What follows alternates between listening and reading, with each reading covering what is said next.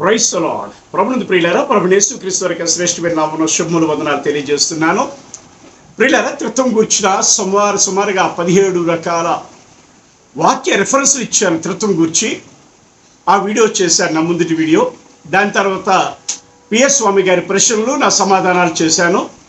ఆ తర్వాత ఇప్పుడు ఇది ఎందుకు చేస్తున్నానంటే, ఆ త్రిత్వం వీడియో చూసినట్టు వారు ఆ వంచకులు అని చెప్పారు కదా. ఎవరు వంచకులట? త్రిత్వాన్ని అంగీకరించని వారు వంచకులు, క్రీస్తు విరోధులు.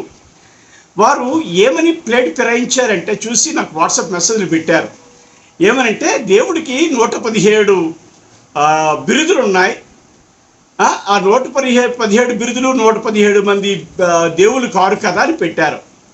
నేనంటాను, అసలు యెహోవా నామమున ముగ్గురిని చూపించాను, దేవుడిలో ముగ్గురిని చూపించాను, రక్షణ కార్యములో ముగ్గురిని చూపించాను, విశ్వాసుల యొక్క రక్షణ కొనసాగింపులో ముగ్గురిని చూపించాను, విశ్వాసుల్ని ఆశీర్వదించట్లో తండ్రి కుమార పరిశుద్ధాత్మ త్రియేక దేవుడు అంటే ముగ్గురంటే ఒకే దేవుడిలో 3 వ్యక్తిత్వాలు చూపించాను. చివరి ప్రకటన గ్రంథం వరకు కూడా సంపూర్ణ త్రిత్వం యొక్క ఆధారాలు చూపించాను. త్రియేక దేవుడని, దేవుడిలో ఒక్కడైన యెహోవా అను నామములో చూపించాను.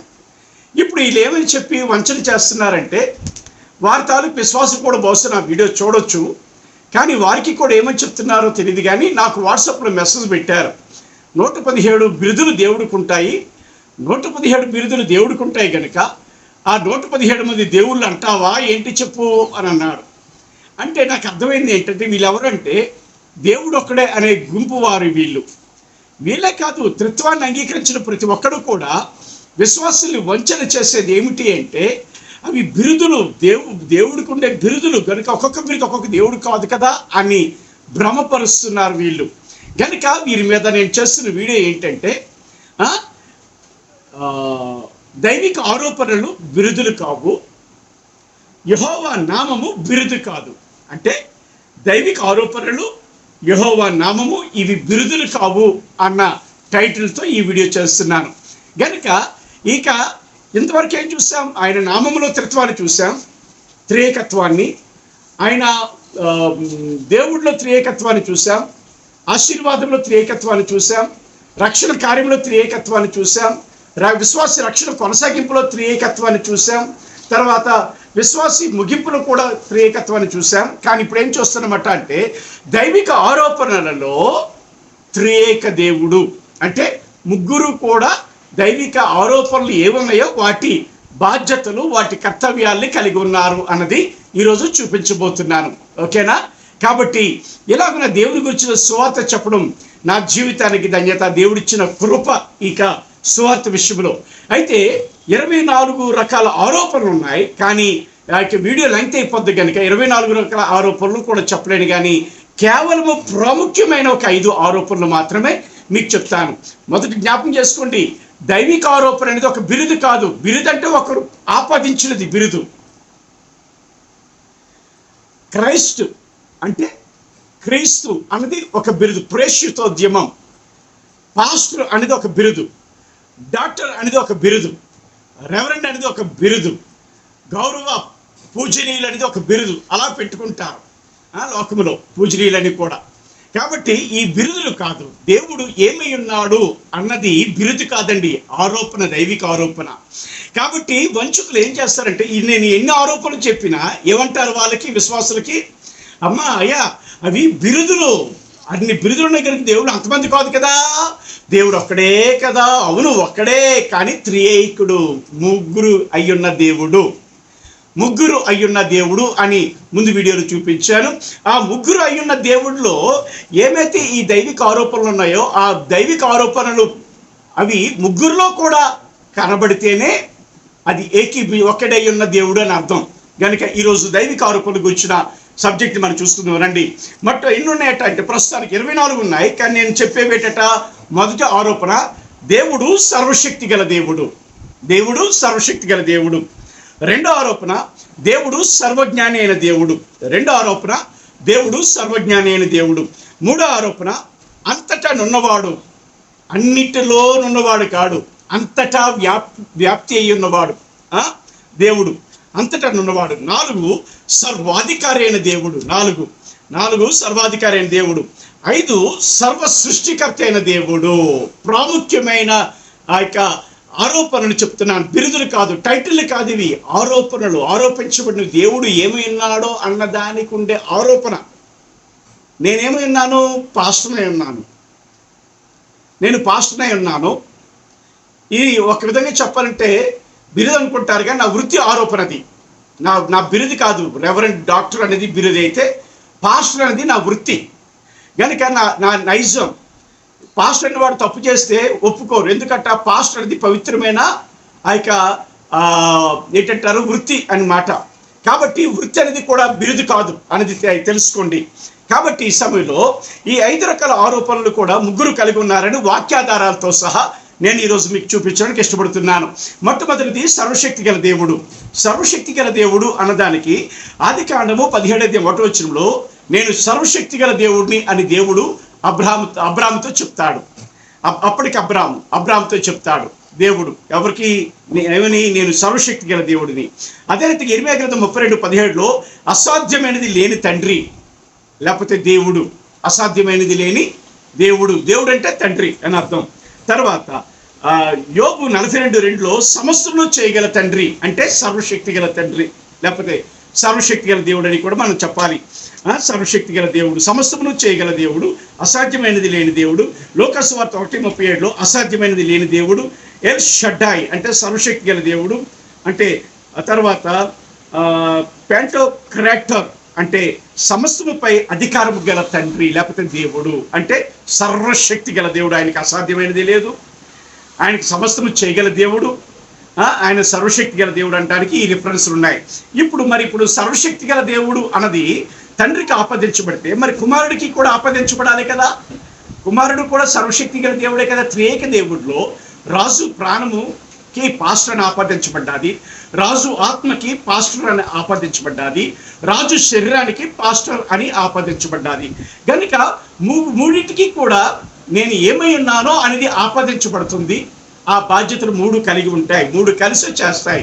అదే రీతిగా ఇక్కడ దేవుడు కూడా తండ్రి అనబడిన ఉనికి, అయితే కుమారుడు అనబడిన ఉనికి, పరిశుద్ధాత్మ అనబడిన ఉనికి, ఈ 3 ఉనికిల్ని ఏమంటారంటే ఎగ్జిస్టెన్స్ వర్డ్, ఎగ్జిస్టెన్స్ స్పిరిట్ అంటారు. ఈ 3 కలిసి ఈ బాధ్యతలు లేకపోతే ఈ ఆరోపణల్ని కలిగి ఉండువారు. కాబట్టి ఈ ముగ్గురులో కూడా కనబడాలి. కాబట్టి సర్వశక్తి గల దేవుడు అన్న తండ్రిని చూసాం మనం రిఫరెన్స్లతో. ఇప్పుడు సర్వశక్తి గల కుమారుడు అన్న రిఫరెన్స్ చూస్తున్నాం. చూడండి, కొలస్సీయులకు రాసిన పత్రిక 1:16-17 సర్వశక్తి గల కుమారుడు. కొలస్సీయులకు రాసిన పత్రిక 1:16-17 యేసుక్రీస్తు వారిని గురించి చెప్పబడుతూ సర్వమును సృజించగలిగిన కుమారుడు అట. సర్వమును సృజించగలిగిన వాడు ఆయన యందు, ఆయనలో, ఆయన ద్వారా, ఆయనను బట్టి, ఎవరు? కుమారుడైన యేసుక్రీస్తు వారిని బట్టి, ఆయన యందు, ఆయన ద్వారా, అంటే ఆయన సృష్టికర్త.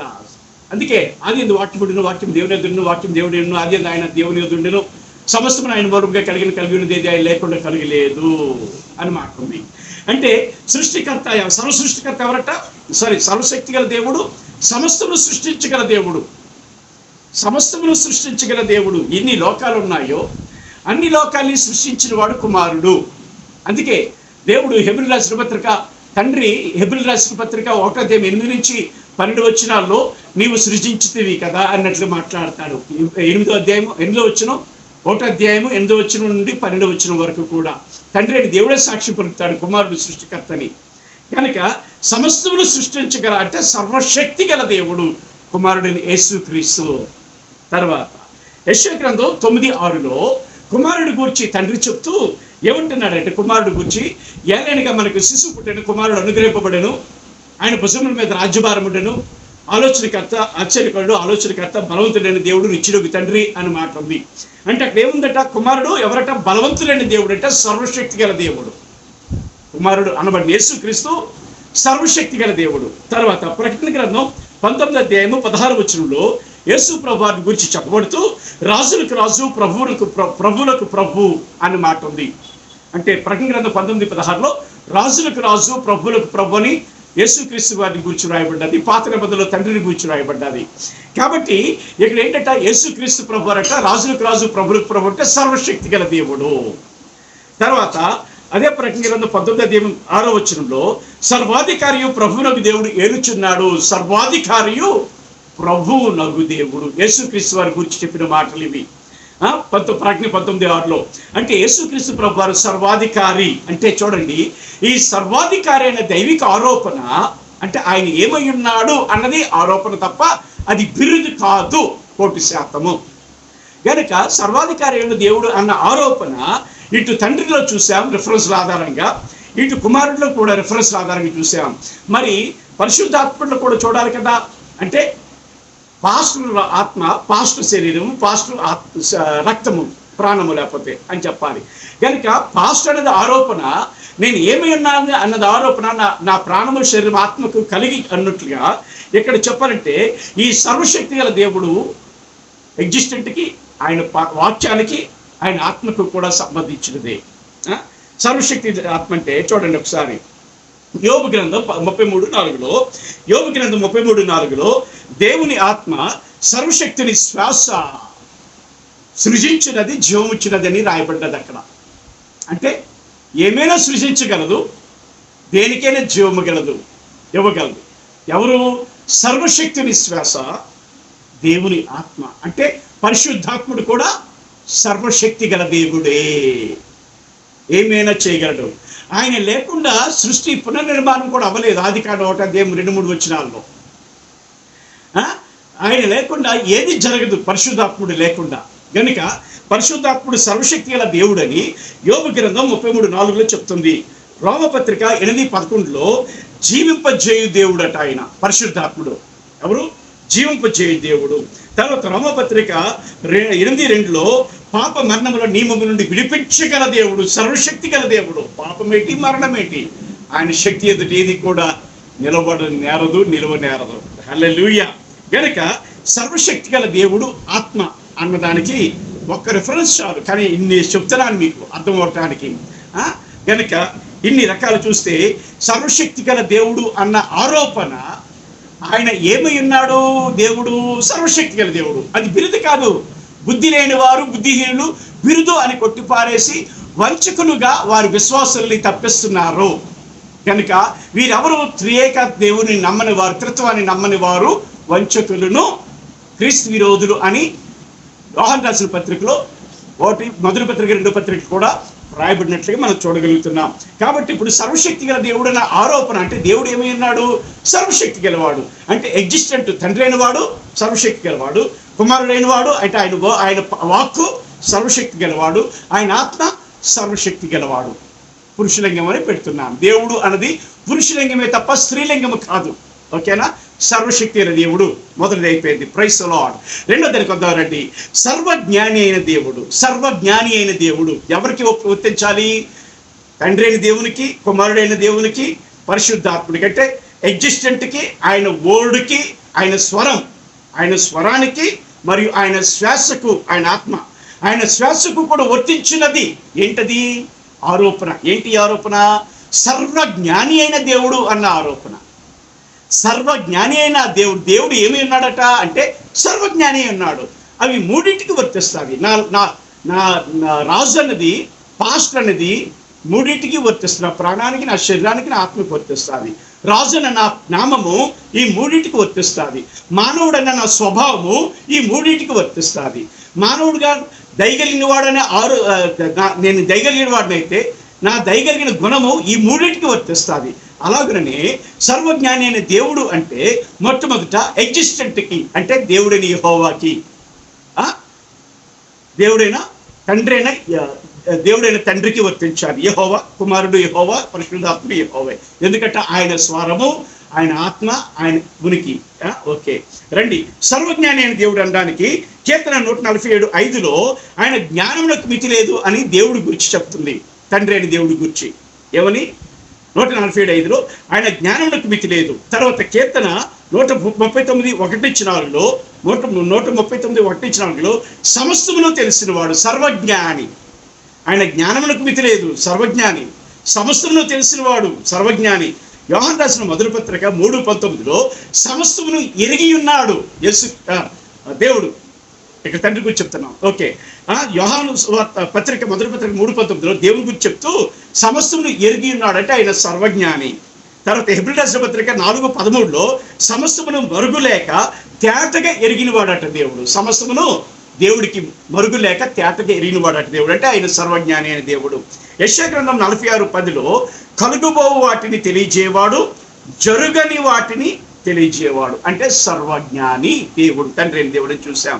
ఇప్పుడు ఆరోపణ ఆయన స్వరానికి, అంటే కుమారుడిగా వచ్చిన ఆయన స్వరానికి ఆరోపించబడాలి కనుక ఆయన స్వరము కూడా సర్వజ్ఞాని అయిన దేవుడే, అంటే కుమారుడు యేసుక్రీస్తు వారి గురించి ఆయన సర్వజ్ఞాని అయిన దేవుడు అని బైబిల్లో వ్రాయబడిన రిఫరెన్స్ చూపిస్తాను రండి. యోహాను సువార్త 4:22-25 యోహాను సువార్త 2 అధ్యాయము 24-25 2 అధ్యాయము 24-25 అందరినీ సమస్తమును ఎరిగిన వాడు అని అన్నట్లుగా వ్రాయబడింది అక్కడ. అంటే చదివితే వీడియో లెంగ్త్ అయిపోద్దని చదవట్లేదు. యోహాను సువార్త 2 అధ్యాయం 24-25 యేసు ప్రభువుని గురించి అందరినీ సమస్తమును ఎరిగిన వాడు అని రాయబడ్డది. యోహాను సువార్త 16:30 సమస్తమును ఎరిగిన వాడు అని రాయబడ్డది. ఇక్కడ అందరినీ సమస్తమును ఎరిగిన వాడని యోహాను సువార్త 2 అధ్యాయం రాయబడితే 16:30 సమస్తమును ఎరిగిన వాడు అంటే సర్వజ్ఞాని అని అర్థం, సర్వజ్ఞాని అయిన కుమారుడు అని అర్థం. తర్వాత కొలసీయులకు రాసిన పత్రిక 2 అధ్యాయము 3 బుద్ధి జ్ఞానముల సర్వసంపదలు ఆయన యందే గుప్తములై ఉన్నవి. బుద్ధి జ్ఞానముల సర్వసంపదలు, బుద్ధి జ్ఞానము యొక్క సర్వసంపదలు యేసుక్రీస్తునందు గుప్తములై ఉన్నాయంట, అంటే సర్వజ్ఞాని అయిన కుమారుడు, సర్వజ్ఞాని అయిన కుమారుడు. తర్వాత యోహాను సువార్త 21:17 సమస్తమును ఎరిగిన వాడు. యోహాను సువార్త 21:17 యేసుక్రీస్తు ప్రభువుని గురించి వ్రాయబడింది సమస్తమును ఎరిగిన వాడు, అంటే సర్వజ్ఞాని అయిన వాడు, సర్వజ్ఞాని అయిన కుమారుడు అని అర్థం. సరిపోయింది. ఇప్పుడు పరిశుద్ధాత్మ కోసం వద్దారండి. పరిశుద్ధాత్మ ఆయన ఆత్మ సర్వశక్తిని సర్వజ్ఞాని అయిన దేవుని యొక్క ఆత్మ, ఆ దేవుని యొక్క శ్వాస ఆయన పరిశుద్ధాత్ముడు. కొరింథీయులకు రాసిన మొదటి పత్రిక 2 అధ్యాయం 10 దేవుని మర్మములను కూడా పరిశోధించువాడట. ఎవరు? పరిశుద్ధాత్ముడు. దేవుడు అనబడిన వాడే సర్వజ్ఞాని.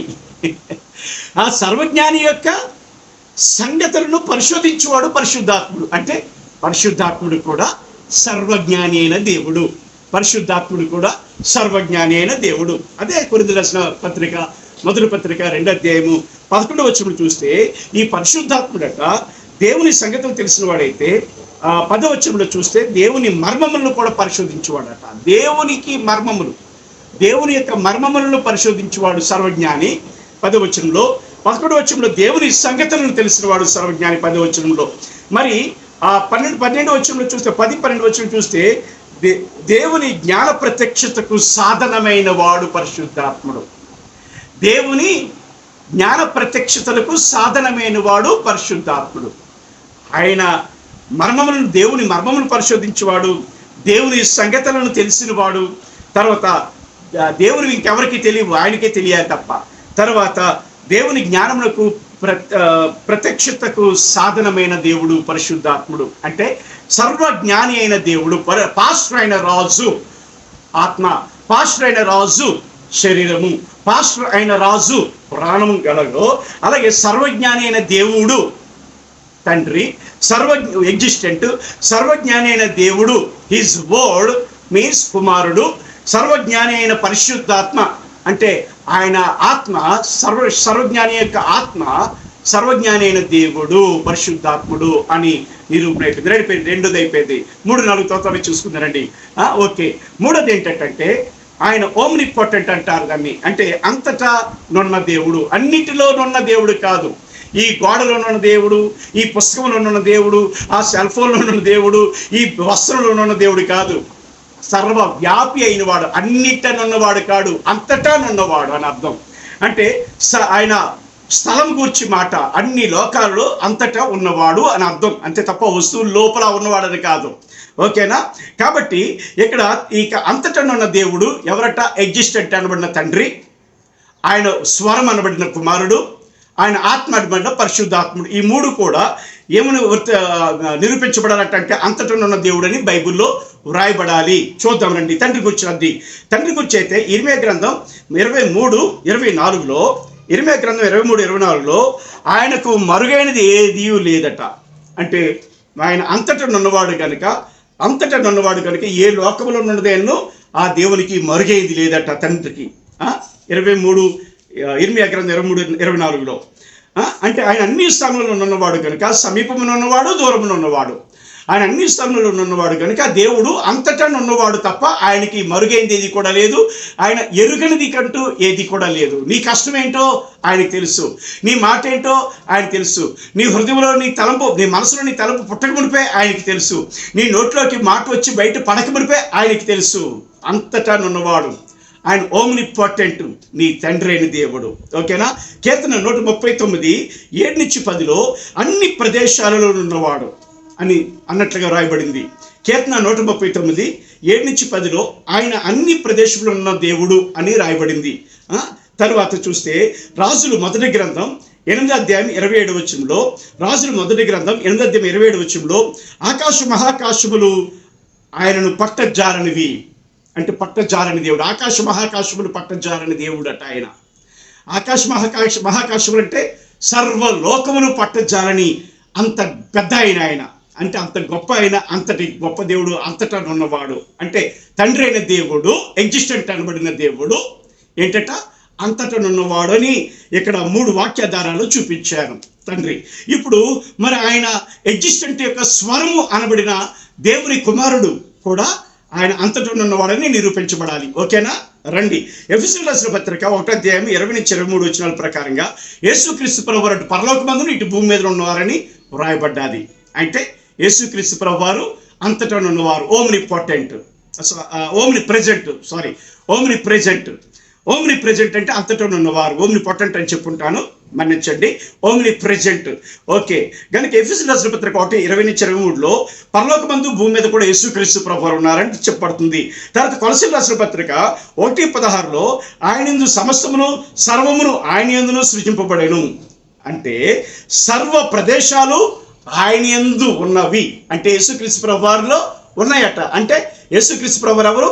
అంతటా సర్వము ఉన్నవాడు, అంతటా ఉన్నవాడు. అంటే ఓమ్ని ప్రెజెంట్.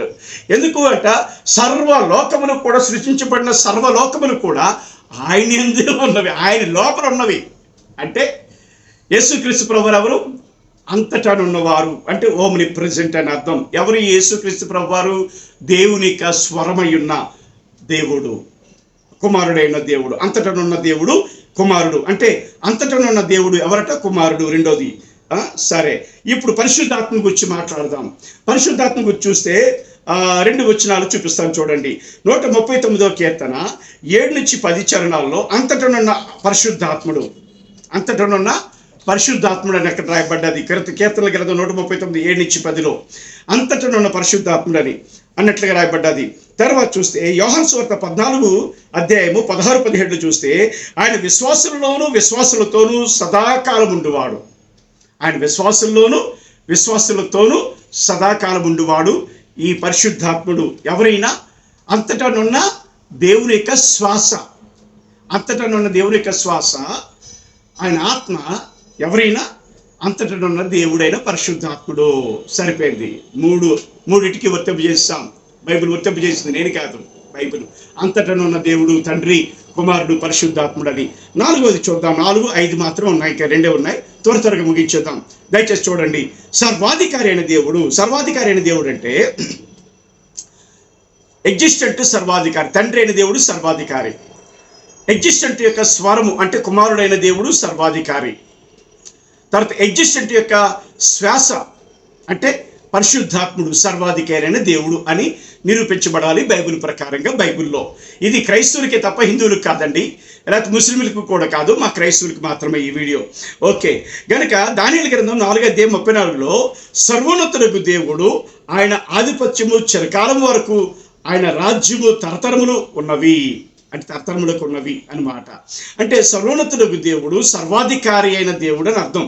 అంటే ఆ సర్వాధికారి అయిన దేవుడికి రాజ్యం అట తరతరములు ఉంటుందట, చిరకాలం ఉంటుందట.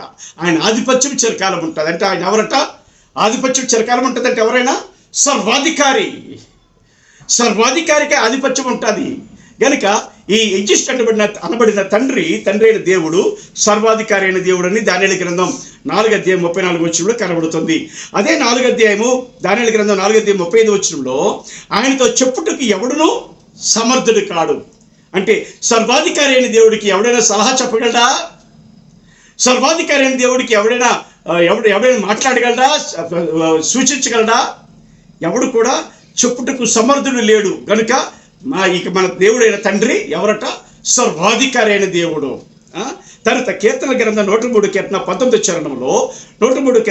చరణంలో యెహోవా ఆకాశమందు తన సింహాసనమును స్థిరపరచి ఉన్నాడు. ఆయన అన్నిటి మీద రాజ్య పరిపాలన చేయుచున్నాడు. అంటే ఎవరైనా అన్నిటి మీద రాజ్య పరిపాలన చేయుచున్నాడు అంటే ఆయన సర్వాధికారి అయిన దేవుడు. హల్లెలూయా! ఆయన సర్వాధికారి అయిన దేవుడు, అన్నిటి మీద రాజ్య పరిపాలన చేయుచున్నాడు. యెహోవా సర్వాధికారి అయిన దేవుడు, ఆయన తండ్రి అయిన దేవుడు. ఏంటండి ఆయనట ఆకాశమందు తన సింహాసనమును స్థిరపరిచి ఉన్నాడట. ఆయన అన్నిటి మీద రాజ్య పరిపాలన చేయుచున్నాడని బైబిల్ గ్రంథం చెప్తుంది కీర్తన 103:19. కనుక ఆయన సర్వాధికారి అయిన తండ్రి అయిన దేవుడు, సర్వాధికారి అయిన దేవుడు.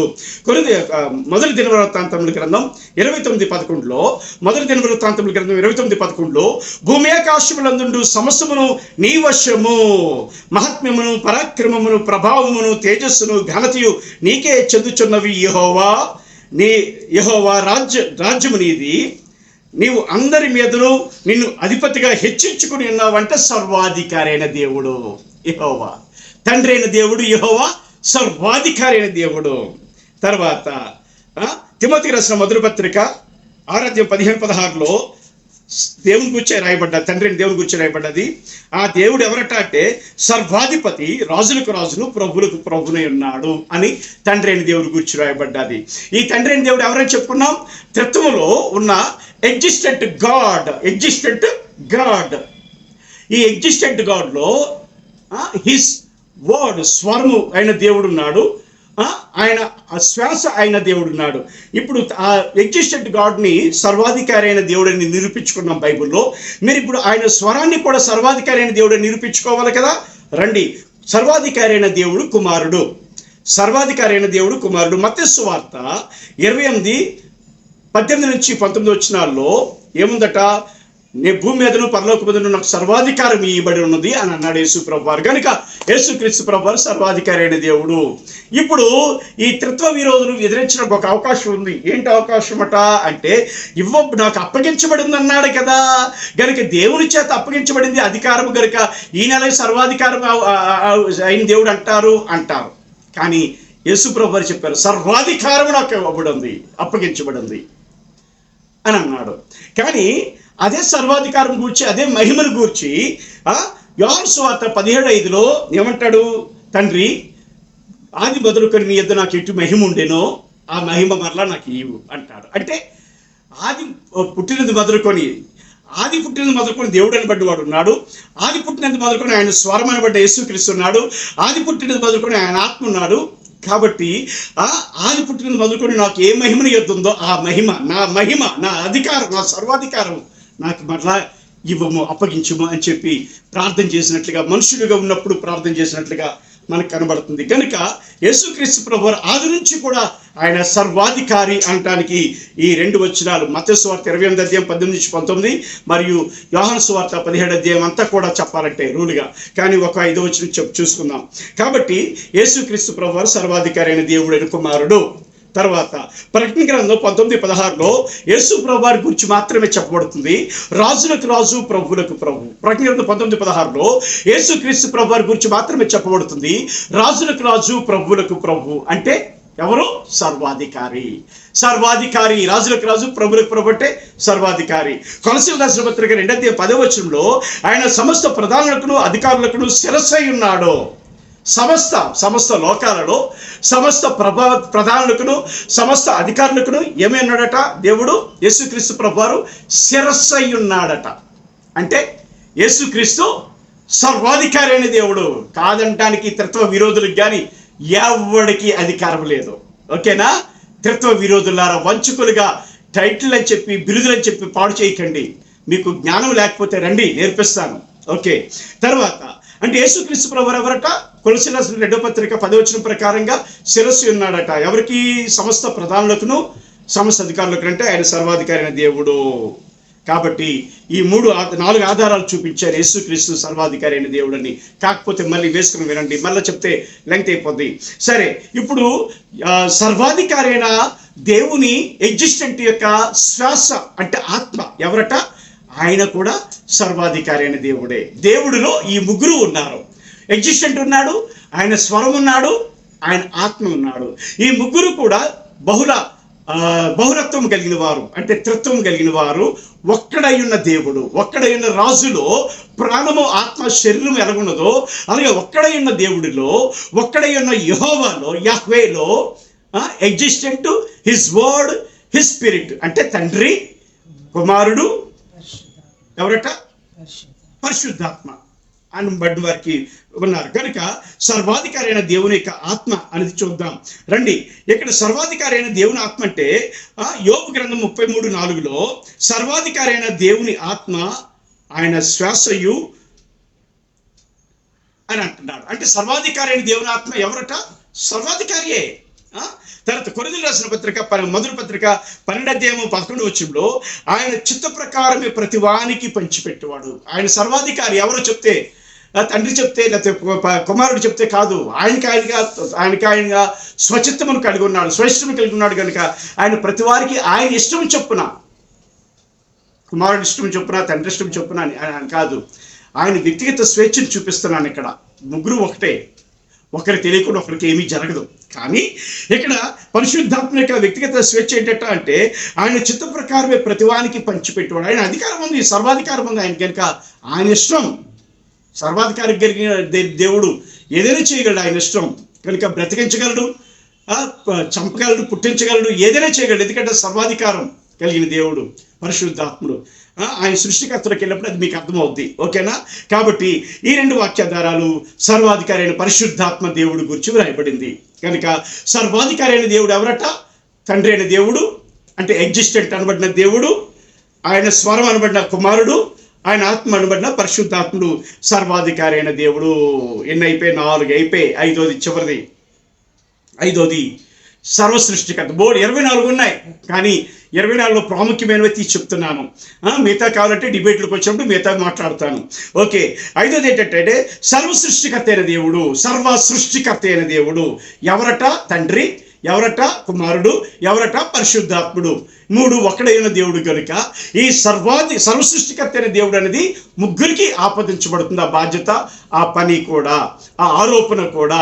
ఆయన ఏమై ఉన్నాడా, ఆయన అనబడిన ఆ యొక్క గుణ లక్షణాలు, ఆ స్వభావం అంతా కూడా ముగ్గురికి వర్తిస్తుంది. కనుక ముగ్గురులో మొదలు తండ్రి చూద్దాం. ఏంటి? సర్వసృష్టికర్త అయిన దేవుడు అని తండ్రి చూద్దాం. ఆదికాండం 1వ వచనంలో ఆదియందు దేవుడు భూమి ఆకాశములను సృజించానన్నది. దేవుడు అన్న దగ్గర కూడా బహువచనం ఉంది. న్యూమరిక్ వాల్యూలో చూస్తే ఒక్కడు, కానీ పోలికలో చూస్తే ముగ్గురు. గనుక బహువచనం కనబడుతుంది ఎలోహీం అని. ఎలోహీం అంటే బెరాషిట్ బారా ఎలోహీం అన్నమాట. గనుక ఇక్కడ చూస్తే తండ్రి అయిన దేవుడు సృష్టికర్తగా కనబడుతున్నాడు, భూమి ఆకాశం సృజించిన సృష్టికర్తగా కనబడుతున్నాడు. యెషయా గ్రంథం 44:24లో సమస్తమును సృజించిన యెహోవా అని ఉంది. సమస్తమును సృజించిన యెహోవా అని ఉంది యెషయా గ్రంథం 24:24లో. కొరింథీయులకు రాసిన మొదటి పత్రిక 8:6లో మనకు దేవుడు ఒక్కడే, ఆయన తండ్రి, సమస్తమును ఆయన నుండి కలిగిననుంది. కాబట్టి ఈ తండ్రి ఎవరట? సర్వసృష్టికర్త అయిన దేవుడు అని ఆదికాండం 1:1, యెషయా గ్రంథం 44:24, కొరింథీయులకు రాసిన మొదటి పత్రిక 8:6లో ఈ 3 వచనాల్లో మీకు కనబడుతుంది. ఎక్కువ చెప్తే టైం లెంగ్త్ అయిపోతుంది. బైబిల్ బోల్డ్ ఉన్న ఆధారాలు, కానీ వీడియో లెంగ్త్ కోసం భయపడి 3-2 ఇస్తున్నాను. ఓకే, ఇప్పుడు సర్వసృష్టికర్త అయిన కుమారుడు యేసుక్రీస్తు కూడా సర్వసృష్టికర్త, తనకు తానుగా సృష్టికర్త ఉన్నాడని చూపించాలి కదా. ఎందుకట? సర్వసృష్టికర్త అయిన దేవుడిలో ముగ్గురు ఉన్నారు కనుక ముగ్గురు ఆ పని చేసినారని బైబిల్ సాక్ష్యమిస్తుంది. ఏ పని చేశారు? సర్వమును సృష్టించిన వారని. గనుక యేసుక్రీస్తు ప్రభువారి గురించి అయితే సర్వసృష్టికర్త అయిన దేవుని కుమారుడు. యోహాను సువార్త 1:1-3లో చూస్తే సమస్తమును ఆయన మూలంగా కలిగి ఉన్నదేది ఆయన లేకుండా కలగలేదు. సమస్తమును ఆయన మూలంగా కలిగింది. సర్వలోకాలు ఆయన యందు ఉన్నవారిని ఇందాక చూసుకున్నాం. సర్వలోకాలు ఆయన యందు, ఆయన ద్వారా, ఆయన బట్టే కలిగినవని చూసుకున్నాం. ఆయన మూలముగానే కలిగినవని ఇక్కడ కనబడుతుంది. అంటే అర్థం ఏంటట? సర్వ సృష్టికర్త అయిన కుమారుడు. ఆయన లేకుండా ఇది కలగలేదట. యోహాను సువార్త 1:1-3 కొలస్సీయులకు రాసిన పత్రిక 1:16-17 సమస్తమును ఆయన యందు ఆయన ద్వారాను ఆయన బట్టి సృజింపబడిన అని రాయబడి ఉంది. సమస్తమునకు ఆధారభూతుడు అని రాయబడి ఉంది. ఆధారభూతుడు, సమస్త సృష్టికి ఆధారభూతుడు అంటే ఆయన యేసుక్రీస్తు ప్రభు వారే సృష్టికర్త అని రాయబడి ఉంది. తర్వాత హెబ్రీయులకు రాసిన పత్రిక 1:2 ఆయన ద్వారా ప్రపంచం నిర్మించాను అని మాట ఉంది. తర్వాత హెబ్రీయులకు రాసిన పత్రిక 8:8-12 తండ్రి అయిన దేవుడు చెప్తున్నాడు, నువ్వు ఆది యందు భూమి ఆకాశం సృష్టించావని. నువ్వు సృష్టికర్త నీ తండ్రి అయిన దేవుడు కుమారుడైన దేవుడిని యెహోవా అంటే ప్రవ్వా కిరియోస్ యహ్వే నువ్వు ఆది యందు సమస్తము సృజించినావు అని చెప్పి ఆ 3 వచనాల్లో కూడా యేసుక్రీస్తు సృష్టికర్తని రాయబడి ఉంది. ఇక్కడ 3 వచనాలు చూపించాను, 3 ఆధారాలు చూపించాను. హెబ్రీయులకు రాసిన పత్రిక 1:2 ఆయన ద్వారా ప్రపంచం అది చూపించాను. కాబట్టి హెబ్రీయులకు రాసిన పత్రికలో ఆయన ద్వారా ప్రపంచంలో నిర్మించబడ్డాయి. ఓకే. తర్వాత కొరింథీయులకు రాసిన పత్రిక 8:6 సమస్తము ఆయన ద్వారా కలిగిననుంది. అంటే మనకి ప్రభు అక్కడే, ఆయన ప్రభుని యేసుక్రీస్తు సమస్తమును ఆయన ద్వారా కలిగాను అని కుమారుడు గురించి చెప్పబడుతుంది. ఆ మీద వచనంలో తండ్రి గురించి ఏం చెప్పబడుతుందంటే సమస్తమును ఆయన నుండి కలిగాను.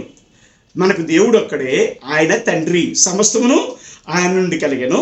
ఇక్కడ మనకి ప్రభు అక్కడే, ఆయన కుమారుడు సమస్తమును ఆయన ద్వారా కలిగాను అని అంటున్నాడు. అంటే ఇప్పుడు ఏంటట, యేసుక్రీస్తు ప్రభు వారు సర్వ సృష్టికర్త అయిన దేవుడు అనటానికి 1, 2, 3, 4, 5 ఆధారాలు చూపించాను. 5 ఆధారాలు చివరిగా ముగించుకొచ్చాం మనం. సర్వ సృష్టికర్త పరిశుద్ధాత్ముడు, సర్వసృష్టికర్త అయిన పరిశుద్ధాత్ముడు. ఆది కాండములో దేవుడు సృష్టి చేసినప్పుడు కూడా పరిశుద్ధాత్ముడికి కనబడుతుంది.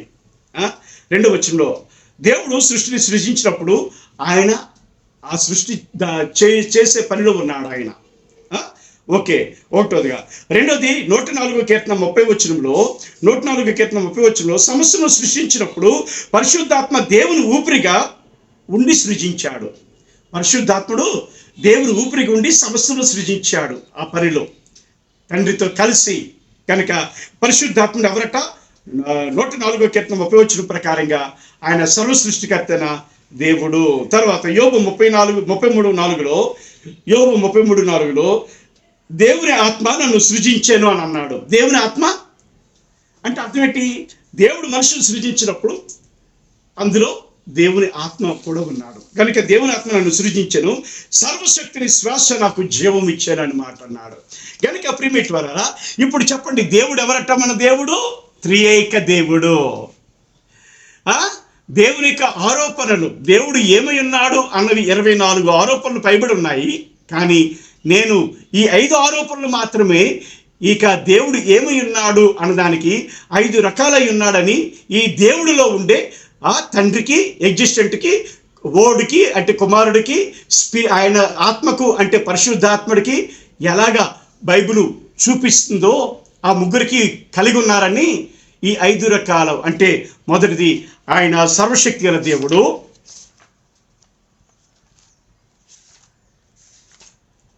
మొదటిది సర్వశక్తి గల దేవుడు, రెండోది సర్వజ్ఞాని అయిన దేవుడు, మూడోది అంతటా ఉన్న దేవుడు, నాలుగోది సర్వాధికారి అయిన దేవుడు, ఐదోది సర్వ సృష్టికర్త అయిన దేవుడు.